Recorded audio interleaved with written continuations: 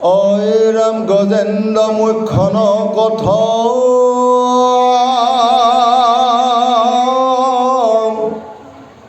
চতুৰ্থ মনুত তথা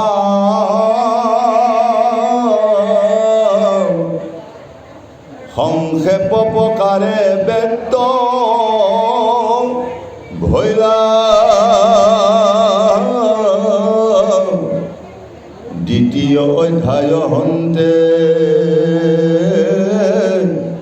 সি কথা বিস্তাৰি কৈতে ব্যাসসুত মুনি সুকে কৈলা হস্তিনী সহিতে যায়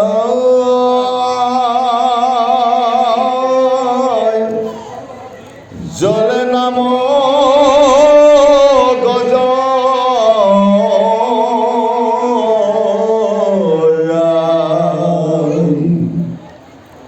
জলকীৰা কৌতুকে ৰন্ত্ৰ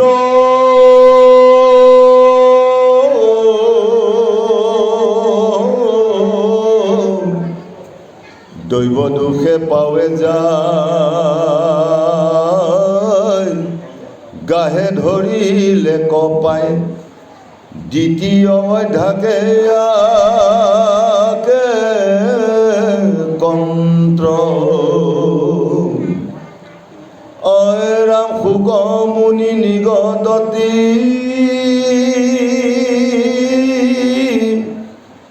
শুনাও অৰ্জুনৰ নাতি ধন্য ধন্য তোমাৰ বন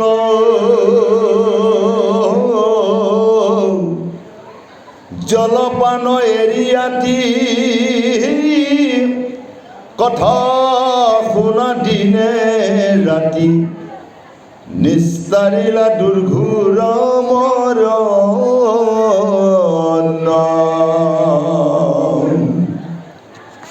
অয়ৰাম পৰ্বতৰ মাজে বৰ ত্ৰিকুট যাহাৰ খ্যাতি আছে ক্ষীৰ সাগৰ মাজত কান্তি কৰে দিনে ৰাতি অযুত যোজনয়াতি ওপৰ কহুয় উচিত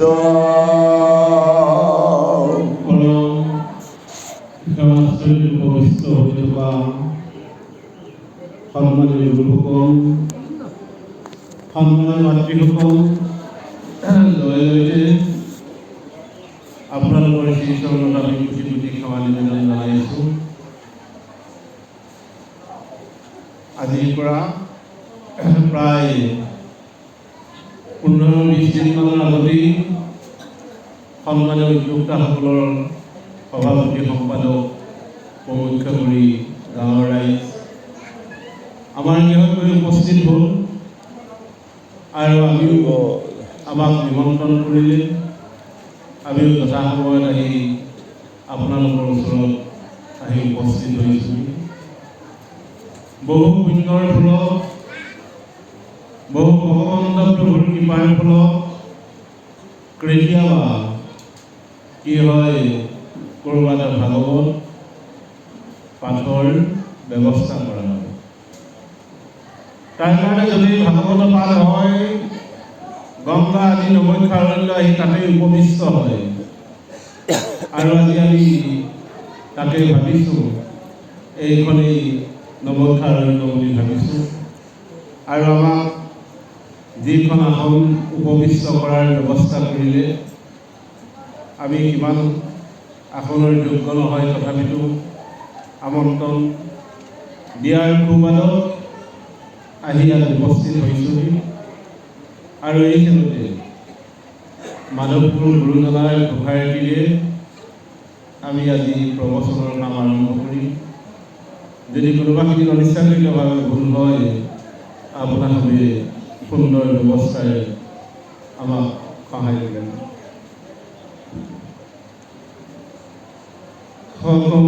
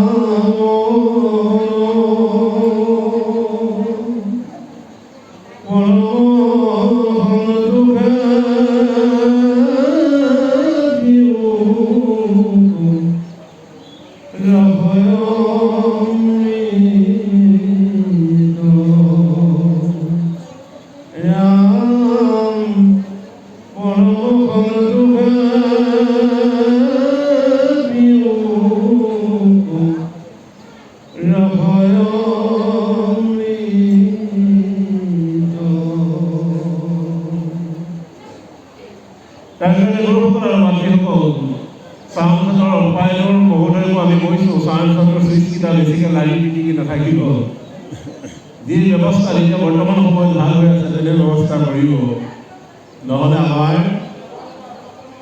গলাটোৱে বৰ কষ্ট পায় বিভিন্ন প্ৰান্তত ঘূৰি ফুৰিছোঁ নহয় তাৰ কাৰণে গুৰুসকলৰ মাতৃসকল যেতিয়া এজন মানুহ মন প্ৰাণ বুদ্ধি চিত্তৰে ভাগৱত শাস্ত্ৰত আহি যেতিয়া উপবিষ্ট হয় তেতিয়া মন তেওঁৰ দেহ সদায় পবিত্ৰতাই আগুৰি যায় তাৰ কাৰণে এই ভাগৱতৰ আদিবক্তা আদি নিৰঞ্জনে অনাদিক এই ভাগৱত শাস্ত্ৰ জনকল্যাণৰ কাৰণে আগবঢ়াই গ'ল অনাদি অনন্তৰ আগত কৈছিল ভাগৱত শাস্ত্ৰ অনন্তৰে কালপুৰুষ নাৰায়ণৰ আগত কৈছিল ভাগৱত কালপুৰুষ নাৰায়ণে ভাগৱত শাস্ত্ৰ হংসনাৰায়ণক কৈছিল হংসনাৰায়ণে ভাগৱত শাস্ত্ৰ সূৰ্যনাৰায়ণক ক'লে সূৰ্যনাৰায়ণে ভাগৱত শাস্ত্ৰ দ্বাৰকাতে জন্ম হোৱা শ্ৰীকৃষ্ণৰ আগত শ্ৰীনাৰায়ণৰ আগত কৈছিল আৰু শ্ৰীনাৰায়ণে এই ভাগৱত শাস্ত্ৰ তেওঁৰ একান্ত সেৱক ব্ৰহ্মদেৱক এটা আখৰতে ভাগৱত দিছে সেই হৈছে আৰু তাকে আজি আমাৰ পাঠক গোসাঁই প্ৰথমতে পৰমধ্বনি দিয়া হৈছে আৰু সেই ব্ৰহ্মাই তেওঁৰ মানস পুত্ৰ নাৰদক মাত্ৰ 4 শ্লোকতে ভাগৱত দিছে সেই জ্ঞান বিজ্ঞান তৰল ৰহস্য জ্ঞান হ'ল গুৰু প্ৰেক্টিকেল বিজ্ঞান হৈছে কৃষ্ণ তৰল হ'ল সাধুসংগ ৰহস্য হৈছে ভক্তি আজি আমি কি সুন্দৰকৈ ৰহস্যৰ আলোড়নৰ মাজত একান্তভাৱে পৰমাত্মা চিন্তা কৰিছোঁ আৰু সেই নাৰদে তেওঁৰ প্ৰিয় শিষ্য ব্যাসক মাত্ৰ 4 শ্লোকত মানে ভাগৱত প্ৰদান কৰিলে ব্যাসে নিজে নিজে কি কৰিছে গুণ আৰু ক্ৰিয়া সেই তাৰ লগত সংযোজন কৰি ল'লে দিব্যজ্যোতি ন্যায়তৰণ ই হৈছে ব্যাসৰ এই 6 শ্লোক আৰু ব্যাসে যেতিয়া মহামুনি শুকক ভাগৱত ক'ব লগা হ'ল পৰীক্ষিত উদ্ধাৰৰ নিমিত্তে পৰীক্ষিতক দুটা মানে শুকদেৱক 2টা শ্লোকতে ভাগৱত দিছে সেই হৈছে জীৱ আৰু ঈশ্বৰ তাৰ কাৰণে জ্ঞান বিজ্ঞান তৰল ৰহস্য গুণ ক্ৰিয়া দিব্যজ্যোতি ন্যায়তৰণ আৰু জীৱ ঈশ্বৰ এই 12 স্কন্ধ ভাগৱত আমাৰ মস্তকৰ পৰা পদলৈ সুন্দৰভাৱে বিৰাজিত হৈ আছে তাৰ কাৰণে ভাগৱতত কৈছে প্ৰথমে দ্বিতীয় স্কন্ধে চৰণ দুটয় চৰণ মানে ভৰি আমাৰ ভাগৱতৰ 2 স্কন্ধ নিজৰ ভৰি দুখনৰ কথা কৈছে তৃতীয় চতুৰ্থ যাৰ হুৱে ৰুদ্ৰয় উৰু মানে কৰম আমাৰ 2 কৰমৰ ভাগৱতৰ 3য় আৰু 4ৰ্থ স্কন্ধ নাভি দেখে পঞ্চম ষষ্ঠ ব্ৰহ্মস্থল সপ্তমে অষ্টমে কৰোঁ কমল যুগল আমাৰ 2 চকু বা 2 হাতকেই কমল যুগল বুলি কয় কণ্ঠ দেখে একাদশে ললাট দ্বাদশে ভৈল মুণ্ড হেন ভাগৱত মূৰ্তি অতি মনোহৰ এইখন ভাগৱতটো সুন্দৰেই নিজৰ মস্তকৰ পৰা পদলৈ থকা এইখন ভাগৱত অতিকে সুন্দৰ সেইকাৰণে যে ভাগৱত আশ্ৰয় লৈ অহা প্ৰত্যেক আত্মাই আপোনালোকে এই বছৰ 12 বছৰ ভাগৱত পাতিছে পাতিয়েই আছে যদি মানুহখিনি পৰিৱৰ্তন নহয় তেতিয়াহ'লে ভাগৱত কি হ'ব বাৰু মানুহৰ মন চিন্তা বিবেক এইখিনি সদায় ৰূপান্তৰ হ'বই লাগিব। যেতিয়ালৈকে ৰূপান্তৰ নহয়, ৰূপকৰ জ্যোতিপ্ৰসাদ আগৰৱালাই এটা কথা কৈছিল, ৰূপান্তৰেহে আমাৰ সমাজখন সংস্কাৰ কৰিব পাৰে। সেইকাৰণে আমাৰ সদায় মন বৃত্তি ধৰ্মীয় নীতি সদায় যেন দিব্য জ্যোতিৰূপা হয়, তাৰ ব্যৱস্থা ইয়াত দেখিছে। তাতে আজি আমাৰ প্ৰভুজনে নিৰ্বাচন কৰি দিলে ভাগৱতৰ অষ্টম স্কন্ধ গ্ৰজেন্দ্ৰৰ তীকুট বৰ্ণন। ইয়াত সুন্দৰভাৱে প্ৰধানে লিখিছে, গ্ৰজেন্দ্ৰ মানে হাতী। ইয়াৰ পদত লিখিছে, হস্তিনী সহিত যায় জল নামে গজৰায়, জলক্ৰিয়া কৌতুক কৰন্ত। হাতী আৰু হস্তিনী আই জলৰ মাজত, অগাধ জলৰ মাজত, জলৰ নাম দিছে অগাধ জল। অগাধ জলৰ মাজত তেওঁলোকে কি কৰিছিল? ক্ৰিয়া কৰিছে, অৰ্থাৎ আনন্দ লভি আছে। আৰু এই কথাখিনিকে ইয়াত লিখিছে, শুকমুনি নিগলতি শুনা অৰ্জুনৰ ৰাতি, যে মৃত্যুমুখত পৰা অভিমন্যুৰ পুত্ৰ পৰীক্ষিতৰ মৃত্যুৰ সময়ত মৃত্যুৰ পৰা পাৰ হোৱাৰ নিমিত্তে মহামুনি শুকে তেওঁক ভাগৱত ব্যৱস্থা কৰিছিল। তাৰ কাৰণে আজি এই গ্ৰজেন্দ্ৰৰ উপাখ্যান নমখ্যা অৰণ্যত মহামুনি শুকে পৰীক্ষিতৰ জৰিয়তে আমাৰ পাৰ্থিৱ জগতৰ সমাজ ব্যৱস্থাটোলৈ পঠিয়াইছিল। ইয়াৰ তাত্ত্বিক, ইয়াৰ আধ্যাত্মিক আৰু ইয়াৰ পৰমাৰ্থিক তত্ত্ব এই উপাখ্যানটোত নিহিত হৈ আছে।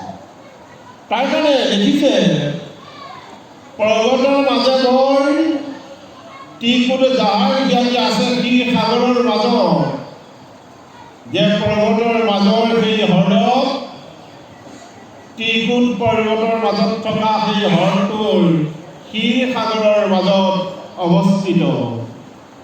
আৰু দিনে দিনে তাত কি কৰিছিল? হস্তিনী আৰু গজেন্দ্ৰই সুন্দৰ ব্যৱস্থাৰে তাত জলক্ৰিয়া কৰিছিল। উৰিষ্যাৰ ইন্দ্ৰদুম্ন ৰজাৰ তেওঁৰ গুৰুজন দুৰ্বাসা ঋষি তেওঁৰ ওচৰত আহি উপবিষ্ট হ'ল। শিষ্যই গুৰুক দেখিলে সেৱা কৰা অভ্যাস আছিল। আৰু সেইদিনাখন ইন্দ্ৰদুম্ন ৰজাই দুৰ্বাসা ঋষিক দেখিও আহ্বান কৰাৰ অপৰাধত দুৰ্বাসাই লগে লগে শাপাগ্ৰস্ত কৰিছিল, যে তুমি মানুহক দেখিলেও, অতিথিক দেখিলেও তুমি যেতিয়া ভাল মান্যতা আৰু শুশ্ৰূষা নকৰিলা, তাৰ কাৰণে এই ৰাজ সিংহাসন তোমাৰ পদচ্যুত হৈ অৰণ্যৰ মাজত তুমি গজেন্দ্ৰ হোৱাই শ্ৰেষ্ঠ বুলি সিদ্ধান্ত লৈছিল। সেইকাৰণে ইন্দ্ৰদুম্ন ৰজাই কি কৰিছিল? মানে হাতীৰ ওপৰত এই তীকুট পৰ্বতৰ থকা সেইখন অৰণ্যৰ মাজত হাতী হিচাপে ঘূৰি ফুৰিব লগা হ'ল। আৰু বিভিন্ন কথা ওলালো। আমাৰ এইখন পাঠ গৈছে ওলাব শুনিব।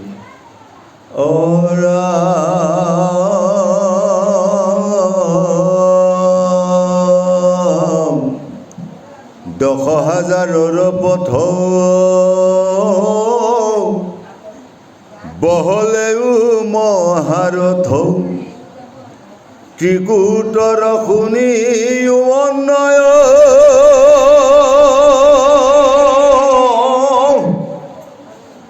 এক সিংহ সুবৰ্ণৰ ৰূপাৰ লোহাৰ দুই, সিকাৰণে ত্ৰিকুট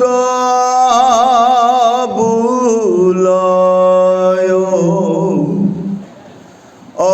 ৰাম তিনি সিংহ মুখ্য তাত, আনুসিংহ অসংখ্যাত, দিশ পাশ প্ৰকাশী আছে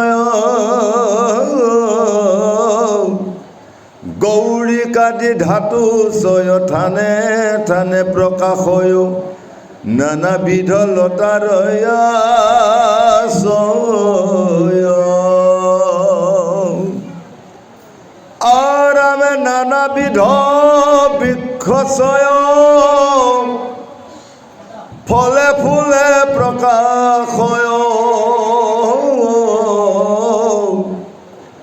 সবে জল বহে মধুধাৰ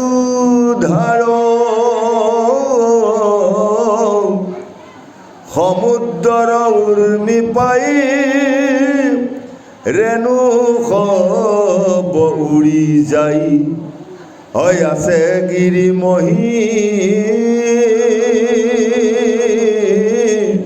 মাৱ পাৰ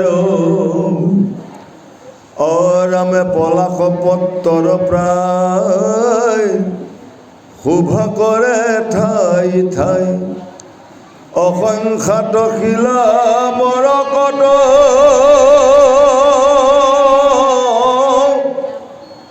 দেখিছাম বৰ্ণভূমিয়াত বিদ্যাধৰ নামী মহাৰংগে কিৰয়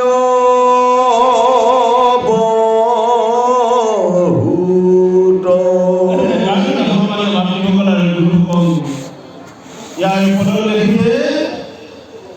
এই যিকোনো পৰ্বতৰ 10,000 পদ বলয়া মহাৰথ ত্ৰিকুটৰ পুনি অন্যয় পদত কৈছে যে যিকোনো পৰ্বতৰ 10,000 তেওঁৰ পদ 10,000 টি মানে 3 কুট শব্দ অৰ্থ হৈছে সন্ধি যে আমাৰ মাৰ লগত সন্ধিত থকা সেই 3টা পাৰ 3টা গুণৰ আমি অধিক আমাৰ শৰীৰটো ইয়াত যেনেকৈ 10,000 পদ দেখিছে আমাৰ শৰীৰটো যশইন্দ্ৰিয় সমষ্টি এই যশইন্দ্ৰিয় সমষ্টি এই দেহাটোত 3টা শৃংগ এটা হৈছে আমাৰ তম্ব আৰু 3টা গুণ বুলি ইয়াত দেখিছে 3 শৃংগ মুখ্যতা তালশৃংগ সংখ্যা দিশপাশত প্ৰকাশিত আছে তাৰ কাৰণে আমাৰ শৰীৰৰ সেই 3টা গুণ এটা হৈছে আমাৰ লোহাৰৰ সেই 10,000 ফুট হৰটোৰ এটা পাৰ লোহাৰ এটা পাৰ তামৰ আৰু এটা পাৰ হৈছে ৰূপৰ বুলি লিখিছে তাৰ কাৰণে আমাৰ সেই তামৰ পাৰটো তমটো ৰূপৰ পাৰটো হৈছে আমাৰ ৰজগুণ আৰু সোণৰ পাৰটো হৈছে আমাৰ সতগুণ এই গোটেইকেইটা পাৰৰ মাজত তাত থকা জলখিনি ক্ষীৰ সাগৰ ক্ষীৰ মানে বগা যাৰ মন দেহ পবিত্ৰতা হৈ আছে এই 3 গুণ অতিক্ৰমি শতগুণী হৈ ভগৱন্ত পুৰুষৰ লগত সম্বন্ধ হৈ যায় তাকেই গজেন্দ্ৰৰ যুগেৰে লাষ্টত দেখুৱাবলৈ যে বিভিন্ন প্ৰকাৰে ঘাত প্ৰতিঘাত পোৱাৰ পিছত তেওঁ শতগুণী ব্যৱস্থাৰে কৃষ্ণক স্মৰণ কৰি কাৰোবাৰ পৰা তেওঁ মুক্তি লাভ কৰাৰ ব্যৱস্থা কৰিব পাৰি তাৰ কাৰণে সেই পাৰটো নালাগিল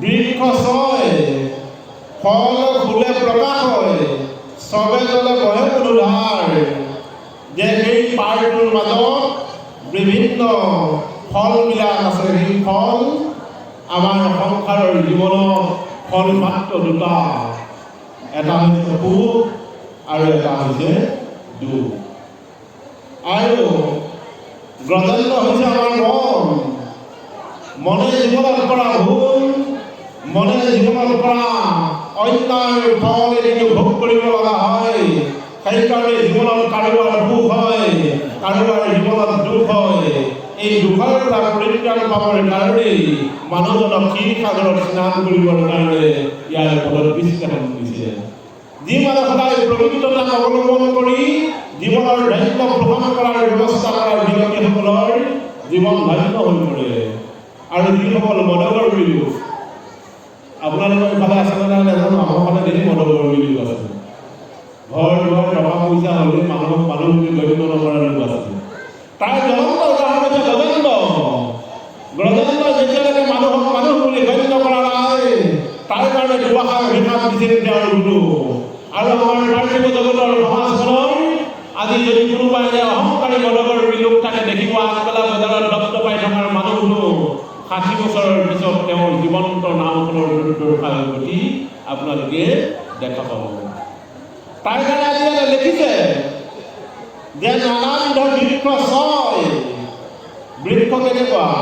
বৃক্ষ হৈছে একে ঠাইতে থকা স্থিৰ নীতি আৰু ধৈৰ্যতাৰে লৈ আছে। আৰু আমাৰ এই সৰোবৰটো আমাৰ শৰীৰটোত কৈছে এইটো সৰোবৰত ৩টা পাৰ। এটা হৈছে সোণৰ, এটা হৈছে ৰজৰ আৰু এটা হৈছে তামৰ পাৰ।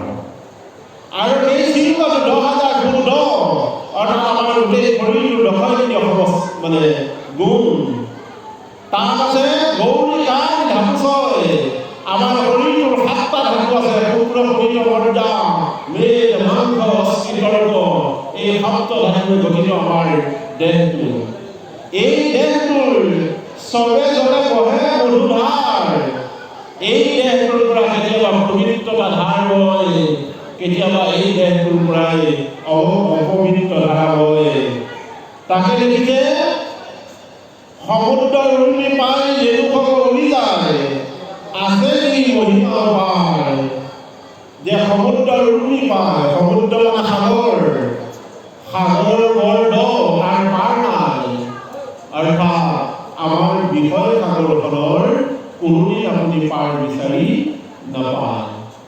কেৱল মানুহক লাগে লাগে লাগে কৰি আছে। কোনো এনে এজন ব্যক্তি নাই এয়া মানে সমাজখনত বহি থকা আমাৰ পাঠক আৰু ব্যাখ্যাচাৰ্যলৈকে কোনোৱে নেলাগে বুলি নকয়। কেৱল লাগে, মানুহক লাগে, কেৱল লাগিয়েই আছে, কিন্তু কোনো নেলাগে বুলি নকয়।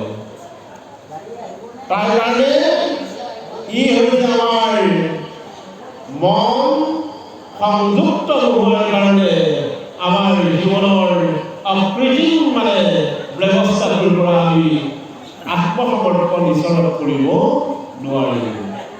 আৰু সেই গজেন্দ্ৰই আত্মসমৰ্পণ কৰিব নোৱাৰাৰ কাৰণেই তেওঁ জীৱনত ল'ৰা ছোৱালী জন্ম দি এদিন তেওঁ উপলব্ধি কৰিলে, মোৰ ল'ৰা ছোৱালীৰে কেতিয়াও মোক সেই ঘৰৰ মাজত ৰক্ষা কৰিব নোৱাৰে বুলি তেওঁ মনত বৰ্তমান সময়ত ভাবিছে।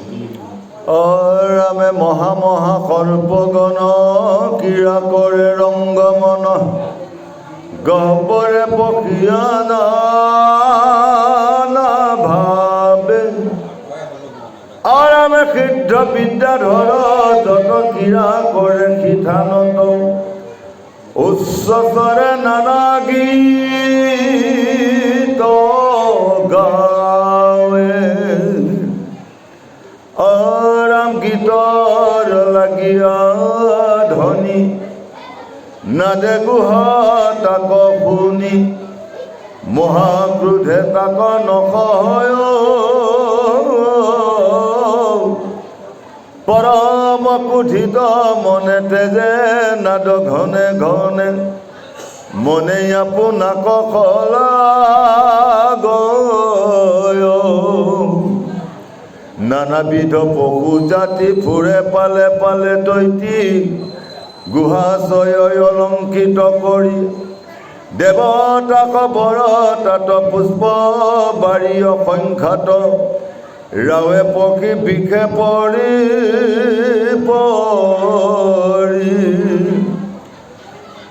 ৰামে নদী সৰোবৰ ছয়, শুদ্ধ জলে প্ৰকাশয়। তাৰ তৰে বালি মনোময়,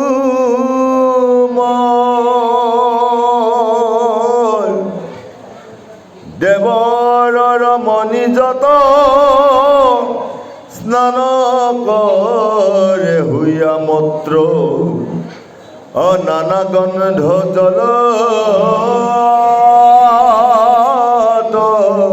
ভাসয়।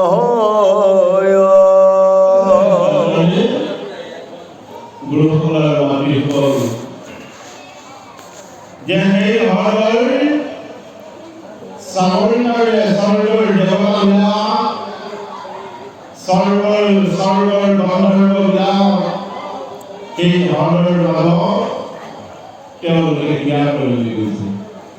আমাৰ গন্ধৰ্বৰ অৱস্থা বুলি হ'ল স্বৰ্গৰ দেৱতাবিলাক চতুৰ্দশ চন্দ্ৰ সূৰ্য নাকৰ আছে কুমাৰ জিভাত গৰুৰ দেৱতা আদি স্বৰ্গৰ দেৱতাবিলাকে সেই গৰুৰ সদায় লক্ষ্য কৰি আছে। আমাৰ আজি অধ্যায়টো ইমান তাত্বিক ক'বলৈ বৰ ভালো নালাগে, তথাপিও যেতিয়া নিৰ্বাচন কৰিলে তাৰ কাৰণে কোৱাৰ ব্যৱস্থা কৰিব লাগে। তাতে ইয়াত লিখিছে সেই বিদ্যালয়ৰ কিনাৰে কিতাপত উচ্চস্বৰে মানিত ভাৱ আমাৰ সংসাৰ চক্ৰখনৰ যি জীৱনৰ পৰিণতা আমি দান আৰু পুণ্য জন্ম দিয়াৰ পাছতো আমি গাহলৈ লক্ষ্য কৰি থকাৰ কাৰণে আমাৰ জীৱনটো নষ্ট হৈ গ'ল। তাৰ কাৰণে গাহৰ বিষয় এটা বহি থকাৰ কাৰণে কেতিয়াবা 100 বছৰ জীয়াই থকাৰ মানুহটো 50-60 বছৰে তেতে নালাগিব লগা হৈছিল।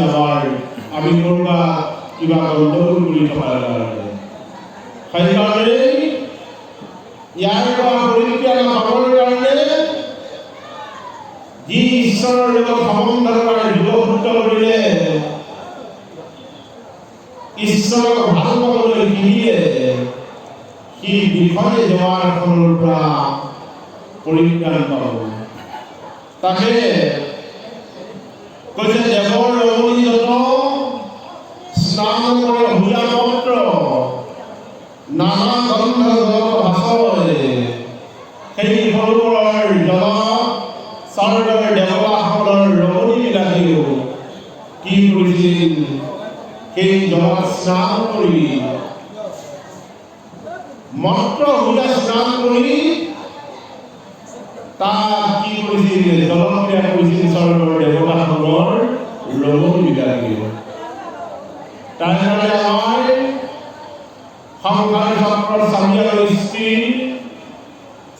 যদি ভক্তিবাদ নাথাকে, তাত যদি ব্ৰহ্মকৰণৰ বাবে বেছি থাকে, সেই গাহৰ পৰাও প্ৰভাৱ কৰি এটা ব্যাধিযুক্ত দেহালৈ ৰূপান্তৰ হ'ব বুলি ইয়াৰ ফলে সুন্দৰকৈ সিদ্ধান্ত বহাইছে। গন্ধে সুবাসিত জল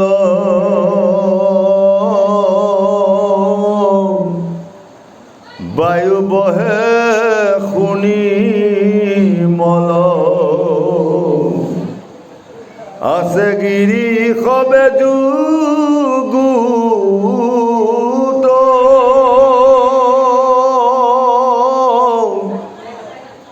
ভগৱন্ত বৰুণৰ উদানয়া সয়তাত ঋতুমন্ত নামে ভূত যদি বোলা কি কারণে কহা নদী গিরি বনে তাকনো শুনিলে কিবা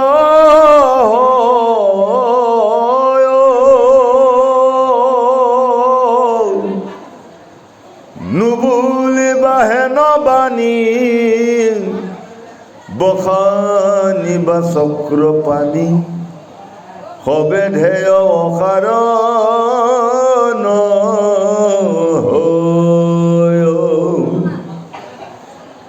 আমি এতেকে বৰ্ণাই বুগিৰি বনক বৰ্ণামুৱাবে শুনা পৰীক্ষিত মহাৰাই চতুৰ্ভীতি অলংকিত দেৱ বিষ মনোনীত ফল পুষ্প সৰ্বকালে পাই অৰাম পাৰিজাত মন্দাৰ যে আৱৰয় শুক চম্পা পিয়াল মনস নিম্বুয়াম তাম্বুলয়া মৰা জৰা খাজুৰি মধুৰ ফল তাল নাৰী কলয়নু পাম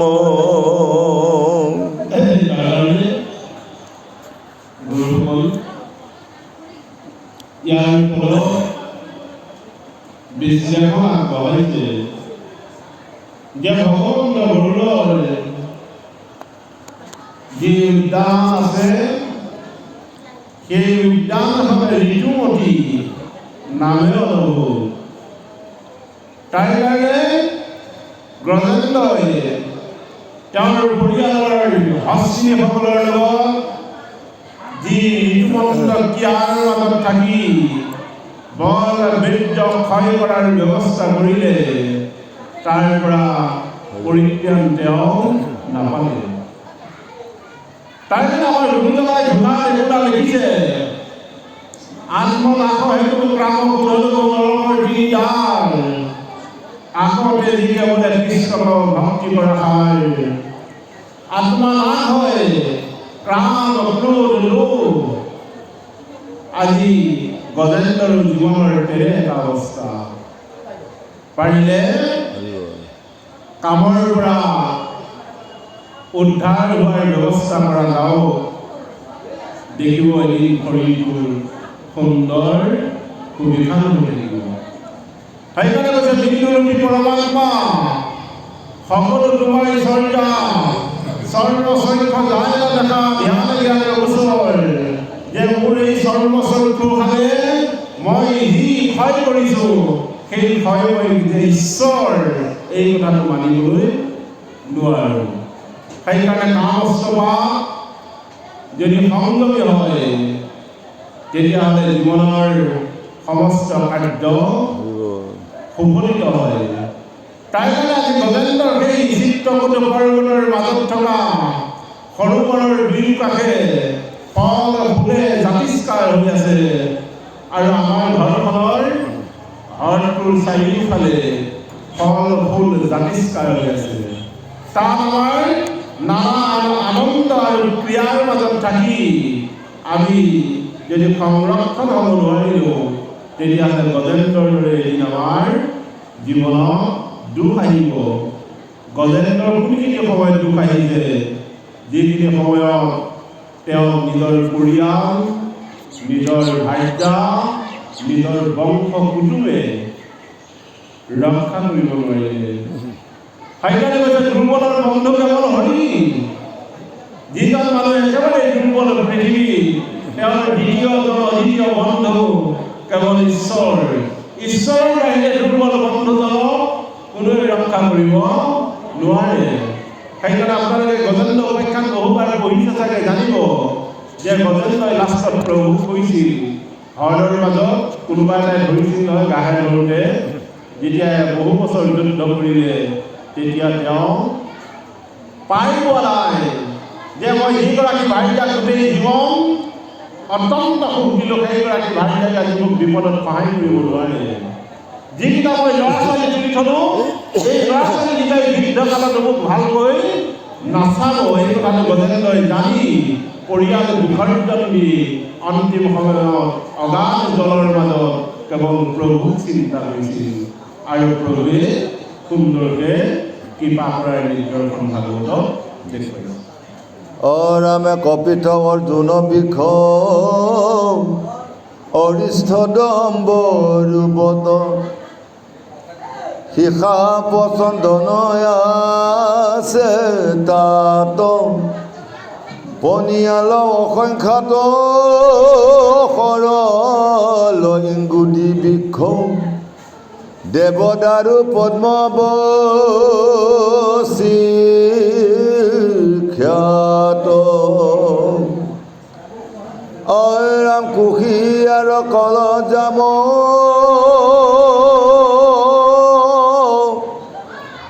বদৰিৰো দাক্ষয়াম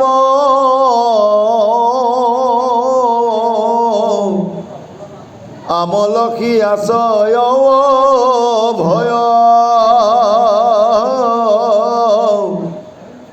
জামিৰ থেকেৰা বেল আছে অসংখ্যাত দল আনু নানা বিষ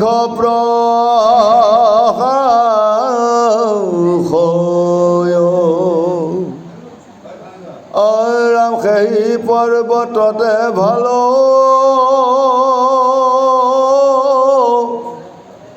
সৰু বৰ সুবিশাল সুবৰ্ণ পংকজ প্ৰকাশয় কুমুদ কহলাৰ যত ফুলি আছে নানামত শতপত্ৰ চিয়ে বীৰ জয় ঐৰা মধুপানে মহামন্ত্ৰ গুঞ্জৰে ভমৰা তাত কুহু কুহু পক্ষীৰে ৰাৱয় হংস কংক চক্ৰ বা কৌশৰালী কুৰা পানী কাকৌ সৰু বৰ চানি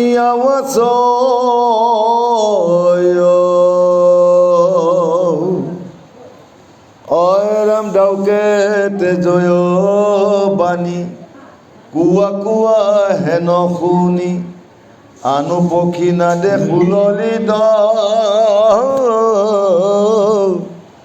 অগাধ জলৰ মাজে কিৰি ফুৰে মৎস্যৰাজে কশ্যপে ভময় তাত নিত তাৰ কাৰণে গুৰুসকল আৰু মাতৃসকল ইয়াত অগাধ জলৰ মাজত কিৰি ফুৰে মৎস্যৰাজ কশ্যপে ভময় তাত নিত যে কাছয়ো সেই সৰোবৰৰ জলৰ মাজত কি কৰিছিল ঘূৰি ফুৰিছিল এই অগাধ জলৰ বিষয় সাগৰখনৰ মাজত মধু প্ৰাণে হৰিয়া মন্ত্ৰ সেইদিনাখন এজনে আমাৰ সেইফালে কৈছে ব্যাখ্যা এটা অসমৰ নদ-নদী পানী সোপা যদি চুলাই মদ হ'ল হয় মানুহে খাই গতি নাইকিয়া কৰি লয় বুলি কৈছে মই ৰাতি ঘৰতে শুনি মানে বঢ়িয়া ব্যাখ্যা কৰিছিল আজিকালি মানুহবিলাকৰ গতটো নহ'ল নহয় আগবেলা দেখিব একে সুন্দৰ ভাগৱতৰ ব্যাখ্যা কাৰণে সন্ধিয়া সময় হোৱাৰ লগে লগে দেখিব তাৰ পেডেলৰ যি আৱাজ বাটটো ইফালকে সিফাল ইফালকে সিফাল সেইদিনাখন এজনে নামত পুৰস্কাৰ পালে 45 টকা পুৰস্কাৰ গোটেই 45 টকাই মদকে খালে যেন পাইছে আহি ঘৰত ভনীয়েকক মৰাপাতৰ তুলি কাষে কাষে ঘূৰাই লৈ গৈছে তাৰপৰা কৈছে মোকে সৰু বাবু ৰক্ষা কৰোঁ বুলি কৈ পেলাই মই জেগাটো পালোঁ কি হ'লো তাৰপিছত শুনিছোঁ যে গোটেই গোন্ধটো আছে তাৰপিছত লগতো সুধিলোঁ কালি ক'লৈ গৈছিল বোলে অমুকত নাম গাবলৈ গৈছিলোঁ 45 টকা পুৰস্কাৰ পালে ই আহোঁতে মোক কিন্তু লগ এৰি আহিলে নহয় ই জেগা এটাত সোমাই আহিলে আমাৰ অসমৰ মানুহবিলাক এনেকুৱাই আগবেলা দেখিব সুন্দৰ হ'ব সন্ধিয়া সময় হ'লেই তাৰপিছত গ'লো এতিয়া ইয়াত সেই কথাটোকে দেখিছে যে ইমান কৃষ্ণ চৰ্চা কৰাৰ পিছত মধুৰ প্ৰাণে হৰিয়া মন্ত্ৰ বিষয় ভোগত সদায় মন্ত্ৰ হৈ আছিল এই সৰোবৰৰ ওচৰত থকা পশু পক্ষীবিলাক বিষয়ৰ ভোগত মন্ত্ৰ হৈ আছে কুহু কুহু কৰি পক্ষীয়ে গায় যে পক্ষী কুলি চৰাইও কি কৰিছিল সেই সৰোবৰত মানে তেওঁৰ স্বামী দেৱতাৰ লগত কি কৰিছিল মধুৰ ৰসত প্ৰাণ হৈ আছিল তাকে আজি আমাৰ ইয়াত কৈছে হংস কংস চক্ৰবাহ শৰালী কহু পানীকা সৰোবৰে চালি আছয় সৰোবৰৰ কেউ কাষে বগা বগা হাঁহবিলাকে আউডালি ধৰি আছে ইমান মানে সৰোবৰটোৰ জাতিষ্কাৰ আমাৰ গৃহখনৰ সৰোবৰটো চাওক, আমাৰ নাতি পুতি সমস্তবিলাকেই ঘৰখনত ভৰপূৰ হৈ আছে। তেওঁলোকৰ মুখৰ এটা চিৰি বাক্যই কেতিয়াবা কাৰোবাৰ মন আনন্দ কৰি লয়। এই ত্ৰিকুট পৰ্বতৰ মাজত থকা এই সৰোবৰৰ পাৰৰ চাৰিওকাষে পশু পক্ষীবিলাকে আনন্দৰ ক্ৰিয়া কৰি সদায় আছে। আৰু আমিও সেই তিনিটা সৰোবৰত থকা সেই তিনিটা পাৰৰহে অধীন। আগবেলা যদি ৰজগুণ, ভাটিবেলা আমাৰ শৰীৰত তমগুণ, আৰু পাৰিলে কেতিয়াবা শতগুণে আমাক বিৰাজ কৰি থাকে। সেইকাৰণে ৰজগুণ আৰু তমগুণ ইয়াক মানুহে ত্যাগ কৰিব নোৱাৰিলেও যদি তাক সংযমী কৰে, কৈছে সংযমী পুৰুষৰ নাই পৰাব, যে সংযমী ব্যক্তিজনক জীৱনত কোনেও পৰাস্ত কৰিব নোৱাৰে। তাৰ কাৰণে আজি হাতীটোৰ কথা ক'বলৈ, গজেন্দ্ৰৰ কথা, গোটেই অৰণ্যখনৰ মাজত তাৰ নিচিনা বীৰ নাই। হাতীটোৱে য'তেই খোজ দিয়ে ত'তেই পৃথিৱীখন লৰি যায়। কৈছে মোৰ নিচিনা বীৰ, মোৰ নিচিনা ধনী, মোৰ নিচিনা দৰ্প, মানে সমস্ত কাই এটা লোৱা সেই হাতীয়ে নিজে নিজে কৈছিল যে মোৰ নিচিনা বীৰ, মোৰ নিচিনা ধনী আৰু কোনো নাই। কিন্তু এনে এটা সময় আহিল যিটো সময়ত তাক গাড়ী মটৰ টাইলছ দিয়া ভৰিও ঠিক কিবা নকৰিলে। নহয়, ঘৰ দুৱাৰ ডাঙৰ ডাঙৰ বিল্ডিং বনাই যোৱায়ো কোনেও তেওঁক ৰক্ষা কৰাব নোৱাৰিলে। কোনে ৰক্ষা কৰিছিল? কেৱল মাত্ৰ ঈশ্বৰে। সেইকাৰণে গজেন্দ্ৰই কৈছিল মানে ৰাষ্ট্ৰ, যে ভাইয়া পুত্ৰ সমস্ত মোৰ শৰীৰৰ বৈৰী, ইহঁতে মোক কোনো কাৰণতে উদ্ধাৰ কৰিব নোৱাৰে। মই এই জাগাক কেনেকৈ পোহপাল দি ৰাখিলোঁ, এই জাগা মোক মৃত্যুৰ সময়ত এটা সৎ কথা শুনাব নোৱাৰিলে।